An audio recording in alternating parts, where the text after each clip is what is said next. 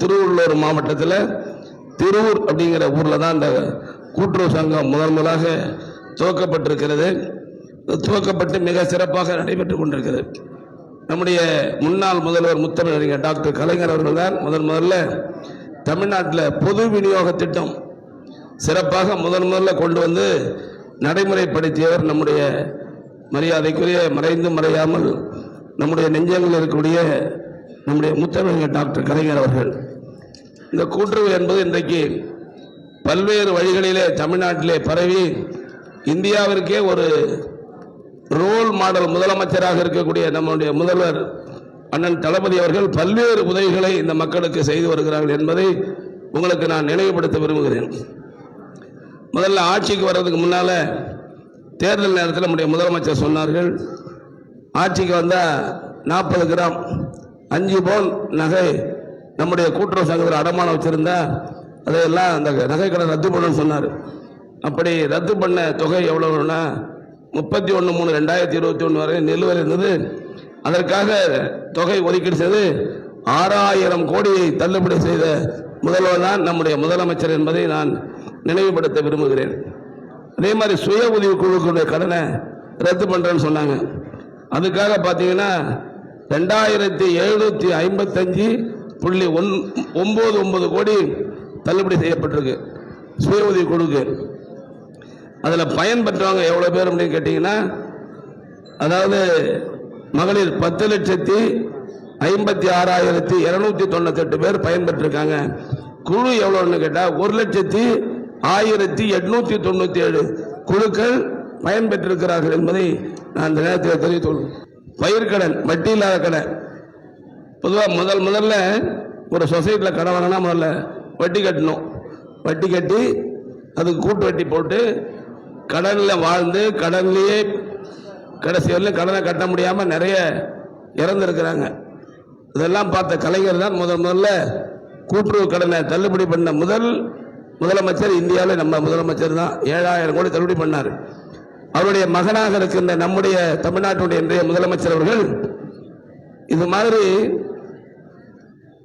அந்த குறிப்பிட்ட காலத்துக்குள்ள தவறாமல் திருப்பி கட்டினா அதுக்காக கடன் வழங்கக்கூடிய அந்த திட்டத்தின் மூலம் 7/5/2021 இருந்து 15/3/2025 வரையிலும் பார்த்தீங்கன்னா 68,1609 விவசாயிகளுக்கு 54,968 கோடி தமிழ்நாட்டில் கொடுக்கப்பட்டிருக்கு. இந்த மாதிரி பணம் வட்டி இல்லாமல் கொடுத்த பணம் எவ்வளவுன்னா 54,968 கோடி பயிர் கடனுக்கு மட்டும் வழங்கப்பட்டிருக்கிறது. அப்புறம் உழவர் கடன் அட்டை அப்படின்னு ஒரு திட்டம் நம்முடைய முதலமைச்சர் கொண்டு வந்திருக்கார். அதன் மூலமா பார்த்தீங்கன்னா நம்ம ஆட்சி பொறுப்பேற்றிருந்து 15/3/2025 வரலையும் விவசாயிகளுக்கு எவ்வளவு வழங்கப்பட்டிருக்கு அப்படின்னு கேட்டீங்கன்னா பார்த்தா 6,610 கோடி ரூபாய் கடன் வழங்கப்பட்டிருக்கிறது. மகளிர் சுய உதவி குழுவுக்கு கடன் வாங்கியிருக்கோம். ஏற்கனவே மகளிர் உதவி வாங்கின கடன் தள்ளுபடி பண்ணியாச்சு.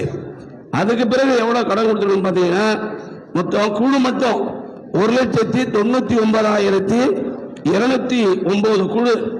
அதுக்கு எவ்வளவு கடன் வாங்கியிருக்கோம்னா இதுவரையிலும் 11,627 கோடி ரூபாய் வழங்கப்பட்டிருக்கு. ஏற்கனவே ஒரு குழுவுக்கு 20 லட்சம் தான் கொடுத்துக்கிட்டு இருப்போம். இப்ப நம்முடைய மாண்பு முதலமைச்சர் அவர்கள் அது 30 லட்சமா உயர்த்தியிருக்கிறார் என்பதை நான் மகிழ்ச்சியோடு தெரிவித்துக் கொள்ள விரும்புகிறேன்.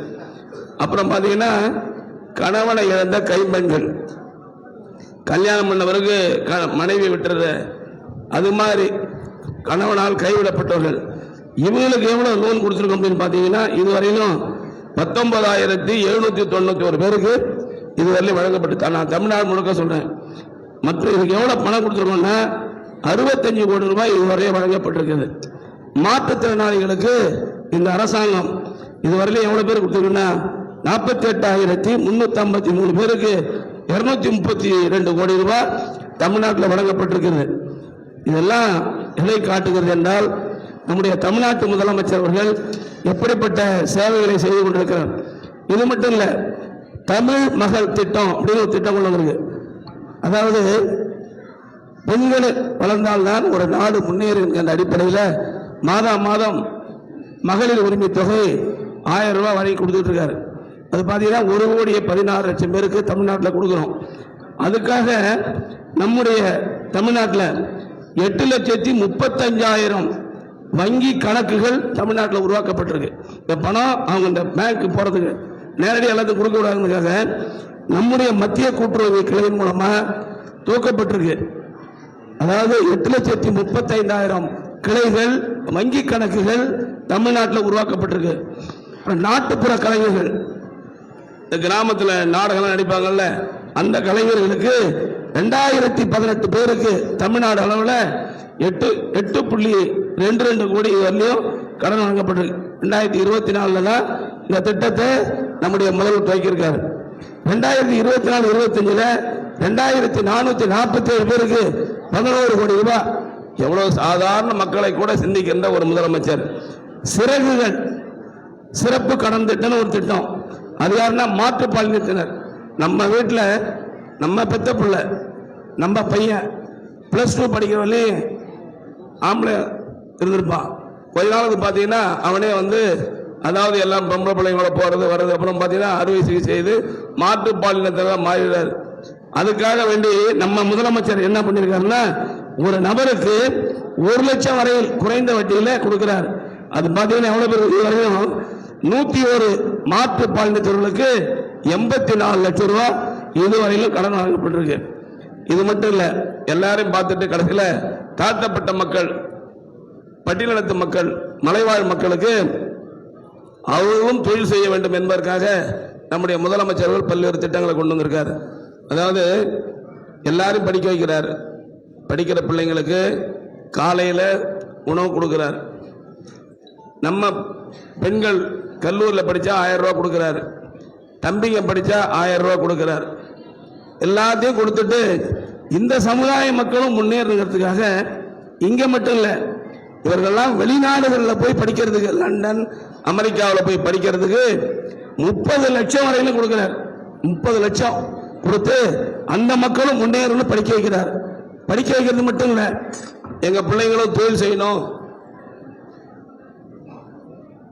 நிறைய பேர் கேட்பாங்க, எங்க சமூகத்தில் இருக்கவங்கலாம் ஒரு தொழில் செய்ய முடியல அப்படின்னு சொல்றதுனால அவர்களையும் தொழில் முனைவராக மாற்றுவதற்காக, அதாவது இதுவரையிலும் 52 கோடி ரூபாய் 86 தொழில் முனைவரை தமிழ்நாட்டில் உருவாக்கியிருக்கார். இந்த கூட்டுறவு திட்டத்தின் மூலமா எத்தனை திட்டம்லாம் ஒரு மனசுல உதிக்கிறது தெரியல.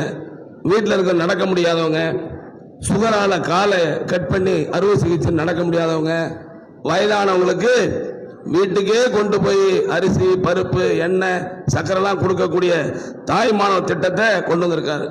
அது மட்டும் இல்லை, முதல்வர் மருந்தகம் தமிழ்நாட்டில் 1000 மருந்தகங்களை உருவாக்கி 100 ரூபாய்க்கு வாங்குற மருந்தை 75% மானியம் கொடுக்கக்கூடிய திட்டத்தை நம்முடைய முதலமைச்சர் கொண்டு வந்திருக்காரு. இப்படி சொல்லிக்கிட்டே போகலாம். இதை விட என்ன அப்படின்னா, ஒரு நாடு பொருளாதார வளர்ச்சி அடையணும்னா பெண்கள் கையில் பணம் இருந்தால் மட்டும்தான் அது வளர்ச்சி அடையும். அதனால தான் பெண்கள் கைக்கு மாதம் 1000 ரூபாய் கொடுக்குறாரு. இன்னைக்கு கிராமங்களில் மிகப்பெரிய பணப்புழக்கம் ஏற்பட்டிருக்கு. கிராம வளர்ச்சி தான் ஒரு நாட்டினுடைய பொருளாதார வளர்ச்சி.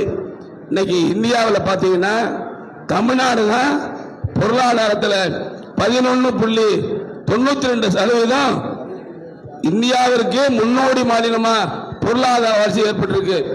தமிழ்நாட்டில் வறுமை, பஞ்சம், இதெல்லாம் பசிலாம் இல்லவே இல்லை. எல்லாம் மக்கள் மகிழ்ச்சியோட வாழ்ந்துட்டு இருக்காங்க. அதுக்கு என்ன காரணம்னா, ஒரு நாட்டை ஆளுகின்ற மன்னர், ஒரு ராஜா, ஒரு முதல்வர் நல்லவராக இருக்க வேண்டும். மன்னன் எப்படியோ குடிகள் அப்படிதான் வாழ முடியும். நாமெல்லாம் ராஜராஜ சோழன் காலத்தை பார்த்துருக்கோம். வீராண ஏரியை விட்டிருக்காரு, சிதம்பரத்தில் கோயிலை கட்டிருக்காரு, விருத்தாசலத்தில் கட்டிருக்காங்க கண்டராஜ சோழன், ராஜராஜ சோழன் தஞ்சாவூர்ல கட்டியிருக்காரு. அவர் காலத்தில் தான் எங்க பார்த்தாலும் விவசாயிகள்லாம் மகிழ்ச்சியா இருந்தாங்க. இப்போ நம்முடைய மாண்புமிகு முதலமைச்சர் அண்ணன் தளபதி மு.க. ஸ்டாலின் இருக்கின்ற இந்த காலத்தில் பார்த்தீங்கன்னா, மார்ச் மாசம் ஏப்ரல் மேல கூட நல்ல மழை பொழிஞ்சு எல்லா ஏரி, ஆறுகள், குளங்கள்லாம் நிரம்பி இருக்கு. நான் ஏதோ எங்க அண்ணன் முதலமைச்சர் சொல்லல, இந்த நாட்டினுடைய முதலமைச்சர், உங்களுக்கு முதலமைச்சர் தான். நீங்க பாத்தீங்கன்னா கடலூர் மாவட்டத்தில் ஓடக்கூடிய வெள்ளாறுல தண்ணி போகுது, மணிமுத்தாறுல தண்ணி போகுது, தென்பெண்ணையாறு, பாலாறு, வைகை எல்லா ஆற்றிலும் தண்ணி போகுது. பல வருடங்கள் நம்ம தண்ணியை பார்த்தது இல்லை. எல்லா ஏரியிலும் தண்ணி. நீங்க டிவியை போட்டு பார்த்தீங்கன்னா மேட்டூர் டேம் இதுவரையிலும் இல்லாத அளவுக்கு 7 முறை நிரம்பி இருக்கு. மேட்டூர் டேம் தண்ணி திறந்தாச்சு. வைகை ஆறு தண்ணி போயிட்டு இருக்கு. எல்லா இடங்களிலும் இன்னைக்கு மக்கள் மகிழ்ச்சியாக இருக்காங்க. அதுக்கெல்லாம் என்ன காரணம்? நல்லவர் ஒருவர் நாட்டை ஆண்டு கொண்டிருக்கிறார். ஆக இதையெல்லாம் நீங்கள் புரிந்து கொண்டு இப்படிப்பட்ட நல்ல ஒரு பொற்கால ஆட்சி நடத்தி கொண்டிருக்கின்ற இந்த மாமனிதர் அண்ணன் தளபதி மு.க. ஸ்டாலின் அவர்களுக்கு நீங்கள் எல்லாம் உறுதுணையாக இருக்க வேண்டும் என்று அன்போடு கேட்டுக்கொண்டு இந்த 72வது கூட்டுறவு வார விழாவை நடத்துகின்ற நம்முடைய மாவட்ட ஆட்சித்தலைவர், ஒரு சிறப்பான மாவட்ட ஆட்சித்தலைவர், நான் உள்ளபடியே இந்த கூட்டுறவு சங்கத்தில் பணியாற்றுகின்ற ஊர்களெல்லாம் நான் ஏன் பாராட்டுகிறேன் என்றால், இவ்வளவு திட்டங்களையும் கொண்டு சேர்க்கின்ற அந்த பொறுப்பை, பணியை மிக சிறப்பாக பணியாற்றுகின்ற தொடக்க வேளாண்மை கூட்டுறவு வங்கியிலிருந்து, மத்திய கூட்டுறவு வங்கியிலிருந்து, மாநில கூட்டுறவு வங்கியிலிருந்து, சாதாரண எடை போடுகின்ற அந்த தொழிலாளி வரையிலும் நான் தொழிலாளர் துறை அமைச்சர் அல்லவா, ஆகவே அத்தனை தொழிலாளர்களையும் மனதார பாராட்டுகிறேன், வாழ்த்துகிறேன். நன்றி, வணக்கம்.